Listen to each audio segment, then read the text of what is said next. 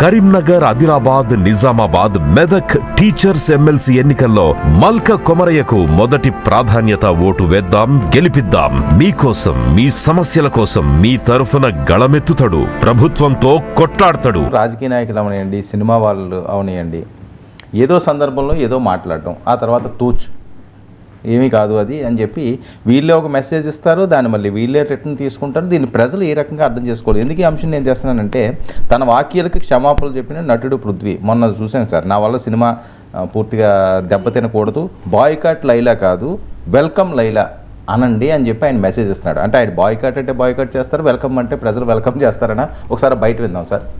Cinema నటుడుగా, ఒక కమెడియన్గా west ఈస్ట్లో పుట్టాం పెరిగాం కాబట్టి మాకు వెటకారం అనేది మాకు వెనతో పెట్టిన పిచ్చ.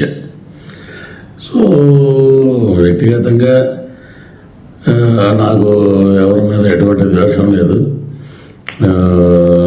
రాజకీయాలంటే వేరే వేదిక మీద మనం మాట్లాడుకుందాం. వ్యక్తిగతంగా సినిమాని కిల్ చేయకండి, సినిమాని మనం ప్రేమిద్దాం, సినిమాని గౌరవిద్దాం. ఎందుకంటే మనం భోజనం చేసేది సినిమా మీదే, మనకి ఎంత క్రేజ్ వచ్చిందంటే సినిమాయే. కాబట్టి నా వల్ల సినిమా ఇబ్బంది పడకూడదు అని ఒక దృఢ సంకల్పంతో, సో ఎవరిదైనా మనోభావాలు దెబ్బతిని ఉంటే అంటే I'm saying sorry for that. So ఇంతటితో దీనికి ముగింపు పలకండి. Don't boycott Laila, welcome to Laila sir. అంటే ఇప్పుడు సినిమా పట్ల గౌరవం ఉంటే సినిమా వేదికలో తన వ్యక్తిగత రాజకీయాలు పట్టుకురాకూడదు. ఎందుకంటే పృథ్వీ నాకు తెలిసినందుకు ఏదో ఒక వైఎస్ఆర్ కాంగ్రెస్లో ఉండే, టీటీడీలో ఏదో పదవి కూడా ఉండే. అవును, అక్కడ కూడా ఏదో వివాదాలు వచ్చాయి, ఎస్విబిసి. సో అక్కడ కూడా వివాదాలు వచ్చాయి. సో వివాదాలు వచ్చాక అక్కడ వైసీపీకి దూరం అయ్యారు.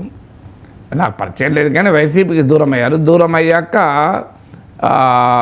తర్వాత వైసీపీని విమర్శించడం మొదలుపెట్టారు. నేను ఒక్కసారి మాట్లాడాను, అది ఎవరో చెప్పారు నాకు, కమ్మరాజ్యంలో కడప రెడ్లలో మీ పాత్ర పోషిస్తున్నాడు పృథ్వీ అని. ఆయన అక్కడ ప్రొఫెసర్ అనే విశ్లేషకుడు పాత్ర ఉంది, ఆ పాత్ర పృథ్వీ పోషిస్తున్నాడు నీకు తెలుసా అని నాకెవరో చెప్పారు. నేను అప్పుడు ఫోన్ చేశాను, నాకు తెలియదు కనుక ఏంటి ఏదో నా పాత్ర పోయారు, లేదు అలాంటిది లేదన్నాడు. తర్వాత లైవ్లో రామ్ గోపాల్ వర్మ అడిగితే రామ్ గోపాల్ అవును నిజమే అన్నాడు, మీ పాత్రే అది, విశ్లేషకుని పాత్ర అని.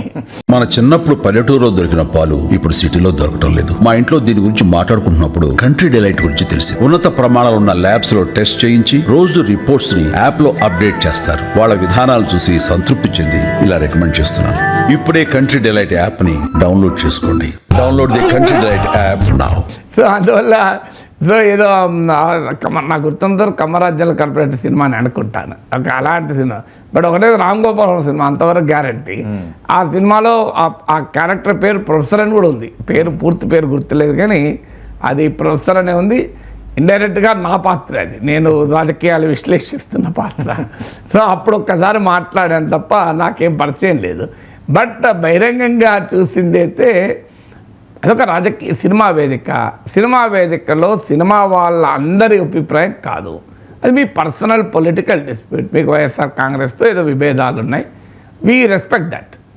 ఎవరి ఇంట్రెస్ట్ వాళ్ళు కదా, తప్పేమీ లేదు. సో పృథ్వీ ఎందుకు వైసీపీతో విభేదాలు ఉన్నాయని అడిగే హక్కు మీకు నాకు లేదు, అది ఆయన పర్సనల్ ఇష్యూ. ఆయన వైసీపీతో ఫ్రెండ్లీగా ఉంటాడా, హోస్టైల్గా ఉంటాడా, ఇట్ ఈస్ హిజ్ చాయిస్. అది ఆయనకు వైసీపీకి సమస్య, మన సమస్య కాదు. కానీ ఒక సినిమా వేదికలో అదొక న్యూట్రల్ వేదిక, అదేమీ వైసీపీ వ్యతిరేక వేదిక కాదు. ఈవెన్ వైసీపీకి వ్యతిరేకంగా రాజకీయాలు చేసే పవన్ కళ్యాణ్ కానీ బాలకృష్ణ కానీ ప్రత్యక్షంగా వైసీపీ వ్యతిరేక రాజకీయాలు చేస్తున్నారు కదా, వాళ్ళే తమ సినిమా వేదికల రిలీజుల సందర్భంగా పొలిటికల్ స్టేట్మెంట్లు ఇస్తున్నారా? వాళ్ళు ఇవ్వడం లేదు కదా. ఎందుకంటే సినిమా అందరూ చూడాలి అని కోరుకున్నప్పుడు ఒక రాజకీయ పార్టీకి ఉద్దేశించి మాట్లాడకూడదు. అయితే మేము సినిమా వాళ్ళ మాకు వెటకారం అలవాటు, మీకు వెటకారం అలవాటు, సమాజానికి బాయ్కాట్ అనడం కూడా అలవాటు అయిపోయింది. సో పృథ్వీకి వెటకారం అలవాటు అయితే సమాజానికి బాయ్కాట్ అనడం అలవాటు అయిపోయింది, ఏం చేయగలము? సో అందువల్ల వెటకారము వ్యంగ్యము కూడా వేదికను బట్టి సందర్భాన్ని బట్టి ఉండాలి. వెటకారంగా నువ్వు ఒక శుభ ఫంక్షన్ అవుతుంది అలా పోయి వెటకారంగా మంగంగా మాట్లాడినావు అనుకోండి ఎలా ఉంటుంది అది ఒక శుభ ఫంక్షన్ అయినప్పుడు శుభంతో కూడిన ఫంక్షన్ అయినప్పుడు నువ్వు వెటకారం మాట్లాడద్దు కదా. వివాదాస్పదమైన రాజకీయ అంశాల్ని సినిమా వేదిక మీద తీసుకురావడం ఎందుకు, అయిపోయిన తర్వాత మళ్ళీ సారీ చెప్పడం ఎందుకు, సారీ చెప్తే సమస్య పరిష్కారం అవుతుందా? ఇప్పుడు మీరు బాయ్కాట్ లైలా చెప్పకండి, వెల్కమ్ లైలా చెప్పండి అంటే పృథ్వీ బాయ్కాట్ అన్నారు, బాయ్కాట్ వెల్కమ్ అంటే వెల్కమ్, జనానికి వేరే పని ఏమి ఉండదా?